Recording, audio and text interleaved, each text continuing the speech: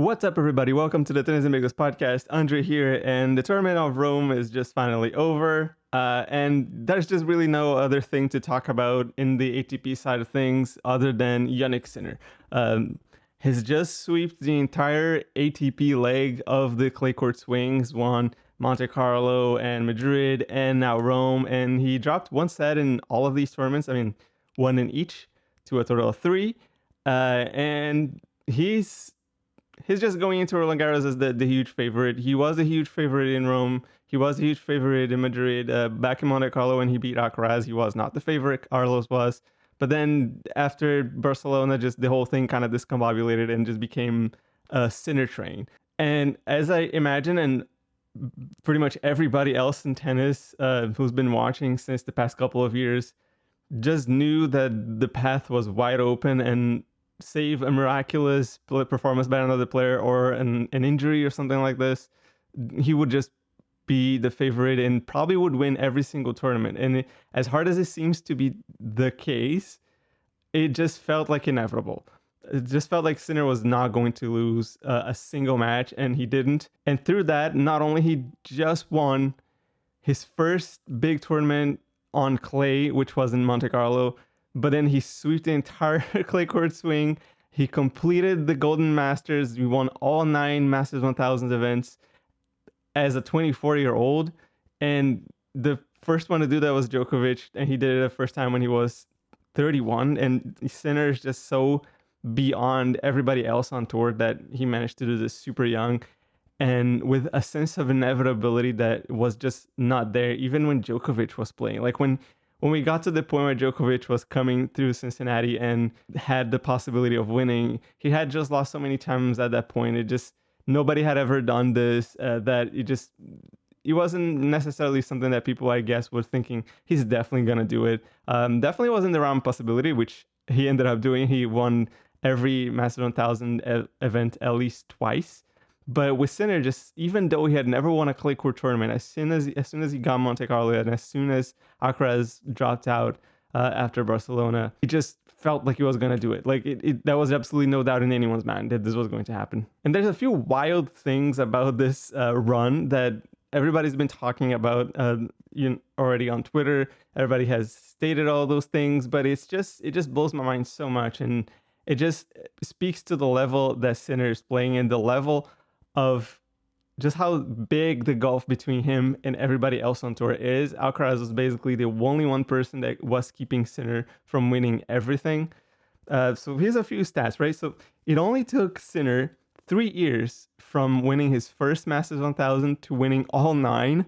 The only one that he's won twice so far has been Miami, but it's definitely going to change that soon. Like, there's absolutely no doubt about it. He's the first player ever to win the first 5 Masters 1000s of the year, and he's the first one to also win 6 Masters 1000 in a row. Remember, Djokovic won 6 back in 2015, but was not in a row. And Sinner is the first one to do this. He won starting in Paris last year. He's won Paris and then all of the other 5, which also brings him to a 33 match winning streak in Masters event, also surpassing Djokovic's mark of 31. He only dropped 3 sets, as I mentioned before, in each of these clay events that he played. And before that, he didn't drop a single set in Miami and in Indian Wells. And the sets that he dropped, I think, is kind of even the craziest part of this. Is he dropped sets towards he dropped sets to Mahac in Monte Carlo, to Benjamin Bonzi in his opening round in Madrid, and then he lost a set to Medvedev. Medvedev, who got double bagel in Monte Carlo, was able to come through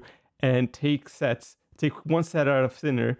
And it almost feels like he was going to be winning that match or have a much greater chance of doing so if it wasn't for the rain delay. But yeah, at this point, it still felt like Sinner would come through no matter what. Even through injury, it just felt like Sinner was going to do it. And I feel like there's 2 more stats that are really key to understanding just how wild Sinner's dominance on tour is right now, as Carlos isn't here. He is the first player other than Rafael Nadal to win all the 3 1000 events in the same year. And just this year alone, he's won half of his Masters 1000 events. If you go to the Wikipedia page, it's just like win. It just looks insane. Like, so he's won, since there's only 9, he's won more than half of the Masters 1000 events of the year.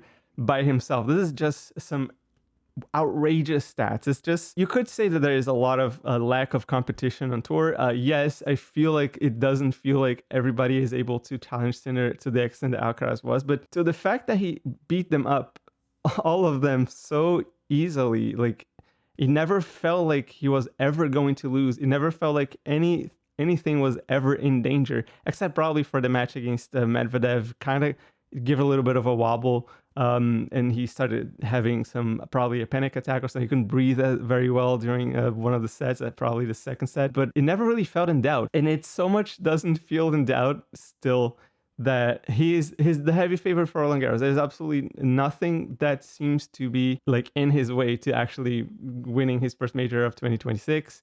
It doesn't feel like anything is going to stop him. And if we remember, even last year, he almost won Roland Garros without dropping a single set. He went on to win straight sets from round one into the final. He was 2-0 up to Alcaraz, and then he lost his first set. And then he suffered the epic comeback that Carlos brought to it. But it just kind of speaks to just how impressive Jannik Sinner is, and obviously just how Carlos is amazing as well to be able to pull that victory out of the hands of Sinner. He just snatched that out of his hands. Like it was within sight, and then just Carlos just raised his level and became the unbeatable player that he ended up being, and took those two tiebreakers in last year's final and snatched that away from him. So there's nothing like that seems to be on the verge of happening at Roland Garros. There just doesn't seem like there is a player who would be able to beat Sinner, not only just from that position. Like if Sinner goes on 2-0 up on anybody on tour, I would imagine like he just doesn't lose the third set.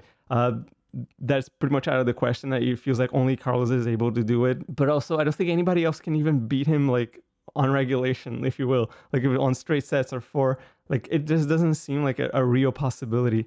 It really is like Jannik Sinner is just going to keep going on his massive winning streak. He's now at 29 winning streak since Indian Wells. It hasn't lost a match since, only dropped 3 sets. But it feels like he's going to go on and bring that into Roland Garros and become only the second player to win the Clay Slam, really. And the only other player who did this was Rafael Nadal, I believe, in 2010. And it's just mind-boggling, because like, is there anything that can stop him? Is almost more impressive than the fact that he is winning all that much is the fact that it feels like it's already done. It feels like I'm speaking here and I can see the future. I can see Jannik with his trophy in his hands, without any doubt in my mind that like he was going to win whatever match that he was on. And Carlos just announced that he's out of Wimbledon as well, so he feels like I can already picture Sinner with the Wimbledon trophy. He's not going to play the grass season, so he's only playing Wimbledon as far as we know so far, and doesn't feel like injury is going to be an issue. Doesn't feel like fatigue is going to be an issue heading into Wimbledon. Yeah, it's just the entire tour is in the firm grasp of Jannik Sinner, and it just doesn't seem like there's anything that is going to stop him. And now it's an interesting fact about all of those things coming together all at once. The fact that Sinner is the generational talent that he is, already one of the all-time greats, and there's the competition who is just simply not able to find a level to compete against him on a regular basis. I don't think we're going to be discussing who is better on clay yet, just because Sinner did this. And I still feel like Carlos is probably more well-equipped to play on clay. He's better at it, I feel like. Carlos is still a better clay court player than Sinner. I don't think the gap is vast. I feel like the gap is just about as big as the match point that they had last year in Roland Garros that Sinner had and didn't convert. But I feel like Alcaraz is still better than Sinner on clay. But it's just all of this coming in together and just putting Sinner with the same achievements that Nadal had to do, as just being so much better than the competition on clay. It just kind of it really puts into perspective like just how big Sinner is right now, because it's almost as though whatever gap that Nadal was able to produce between himself and everybody else on clay is just the gap that just normally exists between Sinner and everybody else on tour, it is just absolutely wild to think for me. So yeah, I feel like as far as we're gonna go right now, my prediction is that save injury or a miracle by another player just coming in like Medvedev and just being able to redline it and just take it to Sinner somehow like nobody's expecting, I don't think he loses. I think he just goes on a tear, like takes Roland Garros, takes Wimbledon, and he might lose only his next match. Maybe if he decides to play in Canada, I feel like that's the only ground that I can see him potentially succumbing to some sort of fatigue or some sort of pressure after winning 47 matches in a row. Yeah, this would be this is absolutely insane. If Sinner can just put on 47 matches in a row, he could even go on if he goes actually to play in Canada and breaks the 50 matches in a row, streak. I feel like it's definitely something that he might even be able to do. That's just nuts. That's insane to me. I mean, I'm lacking words to speak of Sinner right now at this point, because everything that we need to know he's already shown, and the field just is not being able to keep up with him. I don't think anyone is able to keep up with him at this point. Is wild. Now, credit where credit is due. I spoke a little bit about Medvedev. He was only one of 3 players to take a set off of Sinner on clay, and it's just, I love seeing Medvedev play, and I love seeing his evolution as a player and what he goes through, because he didn't have a great season after Rome 2023. He didn't win another title until last year in the fall, when he took the title in Almaty, I believe, against, I can't remember who it was. Maybe it was Mute. And then this year he's already back into the top 10. He's now world number 7. He's won 2 titles already this year. He's won Brisbane and Dubai. First 500 since a long time as well. Also, first time that he's won a title in the same city twice, which is always still a very funny fact and an incredible Medvedev thing to do. But Medvedev had a long way before him. He had just a long path of suffering and improving after he just got double bageled. He got double bageled by Berrettini in Monte Carlo. It's not a score that brings anything to a player. I feel like it can either destroy the confidence of somebody, or just something that is just such a wild thing, such a rare occurrence, especially for a player of the caliber of Medvedev, who's never been so good on clay anyways, but to get double bagel like this is probably something that is just so rare and such an outlier in terms of his own stats, that you can probably look at this and just be like, hey, that's crap. I'm just not gonna care about this score. This is ridiculous. I'm definitely able to play better than this. This is absolutely not a reflection of who I am. This is just an aberration in my career. But he went on and goes to Madrid, and he reaches the 4th round, plays really well. Madrid, a tournament that most people would imagine that would suit Medvedev a little bit better because it's faster, a faster brand of clay, if you will.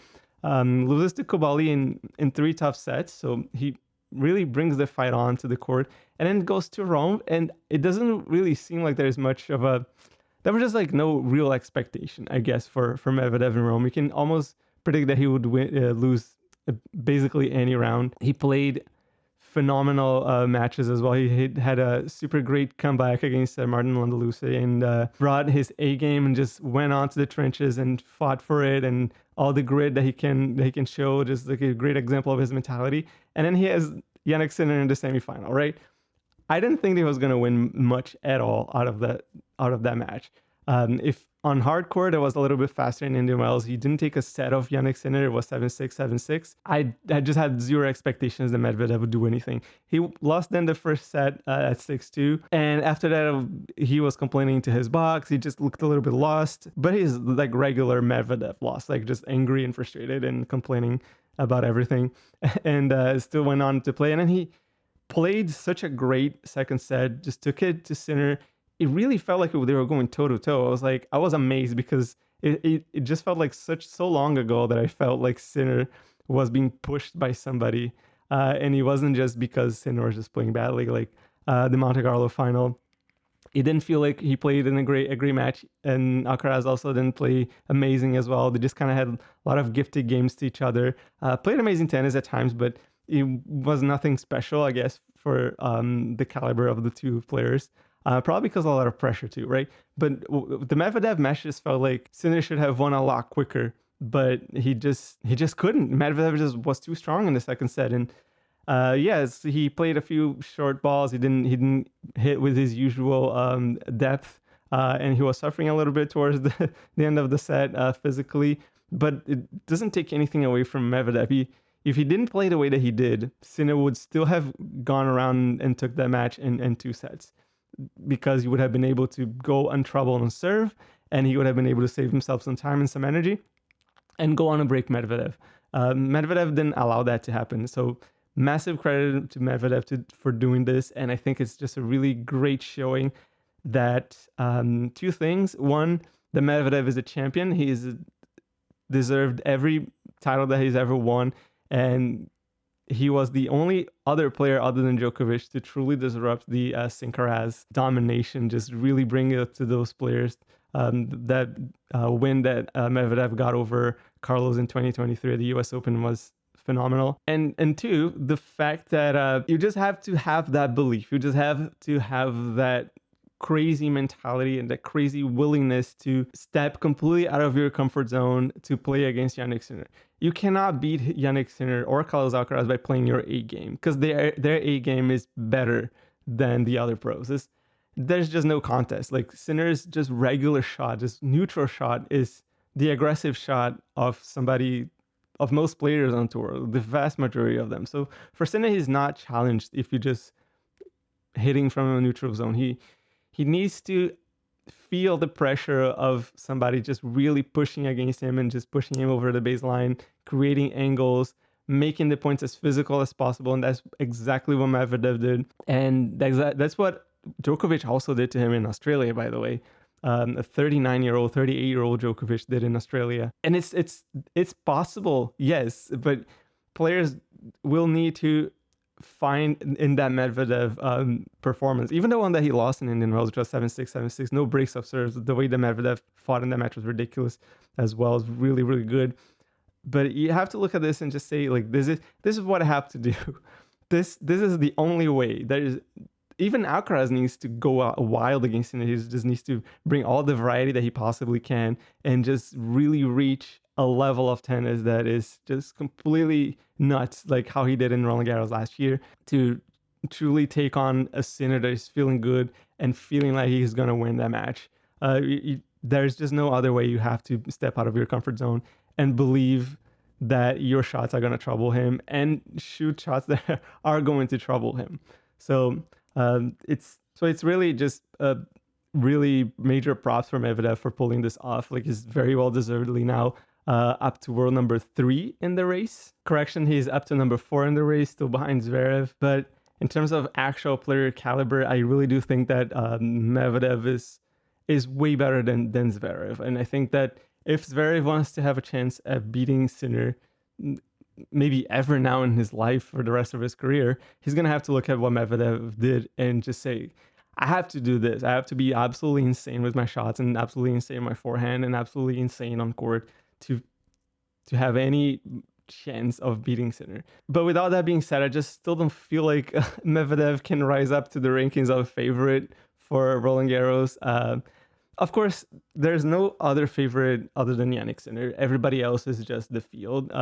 It's just Jannik Sinner and the rest. There's some key players like Medvedev who, if playing well, they can probably bring some trouble. But I don't think the Medvedev is quite there yet for us to start thinking maybe he can make it up to the semifinals and like really challenge Sinner. He could even still be in the actual quarterfinals and against Sinner still, and not in his semifinals, so that could happen. I don't think that Medvedev really brings it with him all that much confidence to truly put himself up in the conversation of winning Roland Garros. I think he's still extremely vulnerable on clay. His history is still speaks very loudly. His only good showing in Roland Garros is the quarterfinal, which is pretty good. But then every other showing that he had was first round loss. So it's just not great for him. Clay and him just don't really agree all that much. He's trying extremely hard to do better, and he's doing every year just slightly a little bit better, except for last year. It was pretty disastrous in terms of the Grand Slams and whatnot. But he's definitely starting to feel like himself and on clay and feel like he can actually have a chance. But I would still imagine that he's mostly vulnerable against virtually any player who is actually feeling good, especially if you're taking like some of those top 50 players who are really, really good on clay, who are real clay court specialists over 5 sets. I do think that they really do have a chance. And I don't think that we can say that Medvedev is going to reach even the second week. I don't think that's a safe bet. I feel like you could say that he probably going to reach the second week, but from then on, I think it's almost a coin toss. I don't think that he will, but he could also do it. Like, it's Medvedev, right? So he basically does whatever he wants, regardless of whatever predictions drop on the table. Now, the other player that I wanted to touch on is Novak Djokovic, because he has not done anything really after Indian Wells. He played really, really well in Australia to get to the final, got the first set off of Alcaraz, played an amazing first set. As Stifling put and Steven and Vansh put in the podcast when they did their AO review earlier this year. First set was probably one of the best sets he's ever played in his career, or maybe in the past, in the 2020s, I would say. I think that's more like it. But then he went on to play a really good match against Jack Draper, played a phenomenal 3-setter against him, didn't get the win, but it seems like he might have compromised his body a little bit. So he's going into Roland Garros with only one match played on clay, which he lost. He played a really good set against Dino Prismic, one of the new, I think he's 20 years old as well, like one of the new up-and-coming guys who's got a really good game. He's a phenomenal player, phenomenal athlete as well. But Djokovic played a really good first set and then just kind of didn't really have it in him after this. So he's going into Roland Garros for the first time in his entire career without a single win on clay.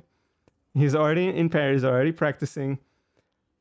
It's really hard at this point to say, like, what does Djokovic even want? What are his goals? Like, what does he intend to achieve in Roland Garros, right? If I'm to make just a bunch of guesses here, I would say that Djokovic just doesn't really care about the Masters anymore. I think he really wants to play. I feel like he really did well in Indian Wells, but I think that was just, as I've already talked a little bit about this, Indian Wells in Miami just sit in a very particular time of the year where there's a long time before after Australia and a long time before the clay season. So he could just put himself out there and just play really well. Just so happened that it seemed like he picked up an injury, so we decided not to play pretty much any tournament in the clay season. But he's all about the Grand Slams now, right? I think he just wants to throw everything that he's got in there.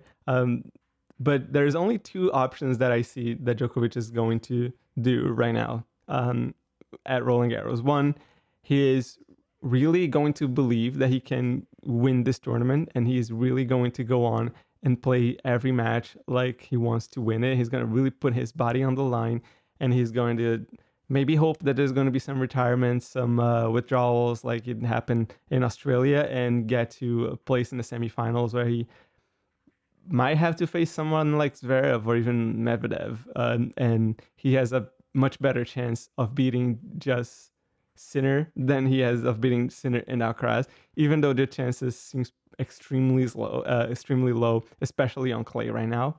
Or the option number two, which I believe is the more plausible and sensible one, is that he's going to play and just have some fun in Paris. I think he says he wants to play until 2028 for the Olympics.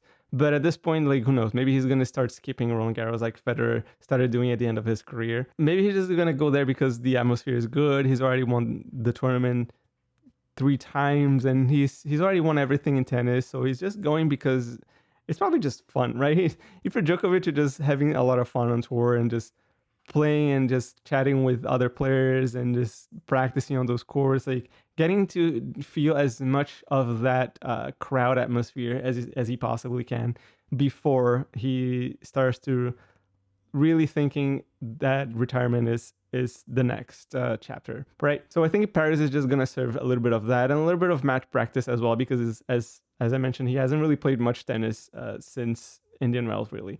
He only played one match, really. He hasn't played much tennis in 2026 in general, especially after the Carlos withdrawal announcement for Wimbledon.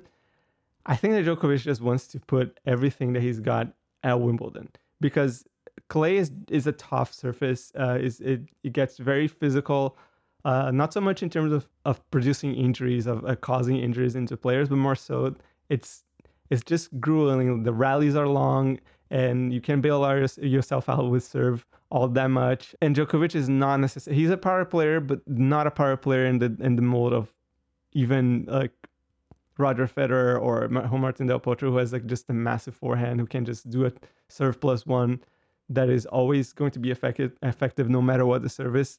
I feel like Djokovic remains a little bit more vulnerable to those longer rallies. And in the longer rallies, he's going to become more and more vulnerable as the match goes on. So I don't think that it makes that much sense for him to really try and put everything on the line to win Roland Garros. I think Wimbledon also, despite being on top of being also a smarter choice in terms of game style and the fact that he's more able to control the rallies and make them keep very short in comparison to clay. I think Wimbledon is just a tournament that Djokovic values more. He's spoken about it many times way back in the first time that he won it in 2011, that Wimbledon was really the tournament that he wanted to win. It was a tournament with emotional value for him. It was one of his dreams growing up as a child. A tribute to his coach from when he was a child as well, who passed away. And I think it's just a tournament that, even though he's already won it 8 times, he probably still holds like so much of that sentimental value to him. So you pick that, and the fact that it's also better for his game as a 39-year-old, it just seems like the better choice for him to go for Wimbledon and put it all on the line at Wimbledon instead of putting it all on the line at Roland Garros. But it's never going to be easy anymore. Like going for 25, which I don't even think that he's thinking about it at this point. I think it's the age of Djokovic thinking about records is probably over. He's probably just thinking tournament after tournament and like, what do I want to achieve that is feasible and that is a short-term goal. Like I think 25 it really doesn't matter after hitting 24. He's already the most decorated player in history and in the Grand Slam history as well. So I think that adding 25 for 25 is not something that he cares about so much as the actual winning the tournament itself. I think that's what would bring him the most pleasure because the records he's already holding them, right? So it's not like he's going to matter all that much. And now we have the field. I mentioned already that neither Medvedev and Djokovic are looking all that good to beat Sinner at Roland Garros. It might be the case that they even lose early before even the second week. So who is even there to take on Jannik Sinner? From what we've seen, even like from this clay court season that just basically finished with the ATP leg, and now we're moving on to Roland Garros. I have at least only 3 players in my mind that I think that really stand out from the rest of the crowd. First of them is Casper Ruud. He's been playing really good tennis in this clay season. He said himself that he's probably playing the best tennis that he's ever played, even though he dropped out of the top 20. Now he's back in the number 17. He's currently playing in Hamburg as well. Sorry, he's actually playing in Geneva right now. And he loves clay. Is his favorite surface. He reached the final in Rome, and he's also reached the final of Roland Garros 2 times or 3 times. He's reached the final of Roland Garros 2 times, losing to Djokovic and Nadal. Pretty brutal stuff. Yeah, he's just a really great clay court player. He's feeling good about himself right now. He's feeling like he's playing the best tennis of his life. I feel like his mentality of just kind of being a little more of like an easygoing person, it can kind of go both ways. It can mean that he just doesn't have the mentality, the belief that he would need to beat Sinner if he doesn't really show that he absolutely hates the losses. It can be a sign that he's more so complacent, but also it means that he is able to brush off those defeats and just work on himself, which can also be pretty beneficial because he knows his weaknesses. He knows for a long time now that the future is Carlos and Sinner as well. So maybe he's might be settling into his role as just one of those guys that every once in a while, if he's feeling it, he's playing really well, he has a chance. I think he believes that he has that chance of playing really well. I don't think he wants to fool himself to think that he's going to be world number 1 or win multiple majors. But if he's feeling good on a given day and he's able to capitalize on his chances, I think he's got an outside chance, like a very outside chance of beating Sinner. I think he could even reach the final again with the field being so open now and no Alcaraz. It definitely feels like he has a really solid chance. He's been playing super well. I don't think he played a terrible match in Rome, by the way. I think 6-4, 6-4 is a pretty respectable result against Jannik Sinner. I was honestly expecting something like a 6-2, 6-2. So Ruud has been pretty impressive. He's been doing really well for himself. Still don't think that he's going to win it, though. I don't think he wins. I don't think he beats Sinner. If somehow Sinner loses early or has to retire, maybe he has a chance. It would still be difficult to pick between him and the field. I don't think that is a massive difference. The other player that comes to my mind is Rafael Jodar. Is a pretty enigmatic figure right now in terms of how well is he going to do in Roland Garros. Do I think that he's going to win? I don't think so, because I don't think that he's got the physical conditioning necessary to go through best of 5 and 7 matches. I think he's going to struggle in 1 or 2 matches where he's going to have to go 5 and is going to be really physical, and then he's going to be very, very tired for the next match, and he's going to get a straight sets loss. So I think it's going to be his experience slam. He's going to be seated, so that is going to be good for him. But I still feel like he's going to be more so gathering experience.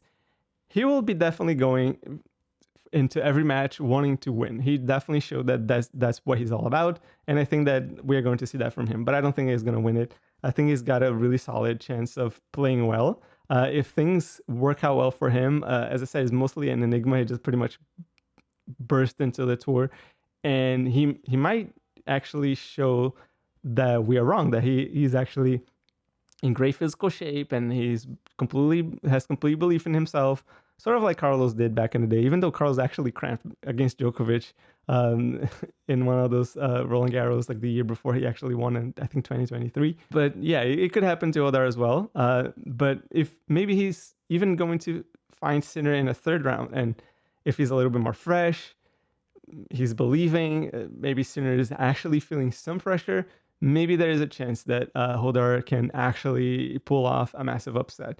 Do I think it's going to happen? I wouldn't bet on it. It's just not a prediction that he feels comfortable to do. He's just another guy with an outside chance, especially if he meets Sinner in an early round. If he somehow makes it deep in the draw and meets a Sinner maybe in the quarterfinals or semis, I just think Sinner just wins it at most with a 3-1, and yeah, I don't think it's going to be all that tight for the most of it. And obviously we have Zverev, who is still number 3 in the race. He's still making finals. He's still going deep in tournaments. He didn't do very well in Rome. Again, keeps finding excuses to all of his losses. I already mentioned this, like Zverev needs to look at Medvedev and say, this is what I have to do in order to be a champion, in order to beat Sinner at the very minimum. It just doesn't look like he's willing to do it. However, even though he just keeps finding his excuses, he's still a player that makes it deep into the draws. So if Sinner somehow loses early or retires or has to withdraw for whatever reason, it still is a tournament that Zverev could possibly win. There's a lot of people who don't necessarily want that to happen. I don't think he's showing that he is the champion to do this. He already missed a massive opportunity when he played team in the US Open in 2020. I think I don't think he's changed in order to do that again. I think if he finds, say, a Casper Ruud in the final, I would almost say that I would back Casper instead of Zverev, because I think that Ruud is a player that has definitely been bringing it on to the court, definitely feeling more comfortable being the underdog and feeling more comfortable being the challenger, and he's gonna try to impose his game. And I feel like Zverev is just gonna do as he very often does, which is just become too passive, succumb to the pressure.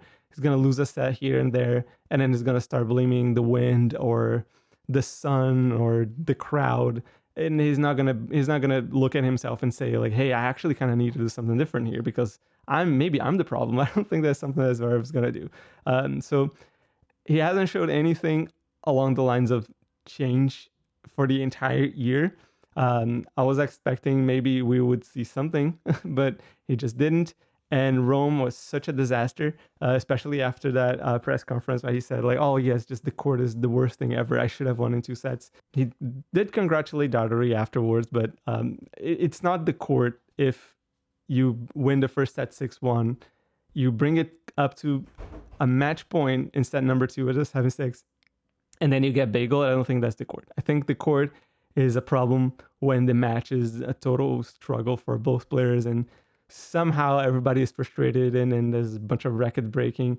That's not what happened. He just kind of lost his way in the match. Maybe the court had something to do with it, but then it's on him to push through it and find a way. That was still another set to play, and he didn't really play that set. He just kind of went home. So yeah, with all that being said, I think that this is the scenario for Roland Garros right now. I think that Rome closed the chapter. It confirmed every suspicion that everybody had since the beginning of the clay court season after Alcaraz announced that he would miss the rest of it, that he is the huge favorite for everything, for winning every tournament that he enters, and the massive, massive favorite for winning Roland Garros. So that's it for this episode.